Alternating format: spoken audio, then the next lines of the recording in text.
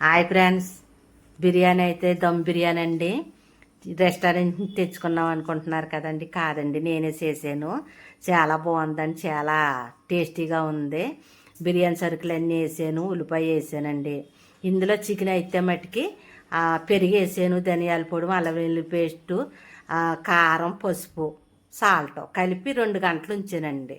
2 గంటలు ఉంచాక ఉల్లిపాయలన్నీ పలవ సరుకులన్నీ ఫ్రై అవ్వాక అప్పుడు చికెన్ వేసి ఒక అరగంట అన్న ఉడకబెట్టానండి.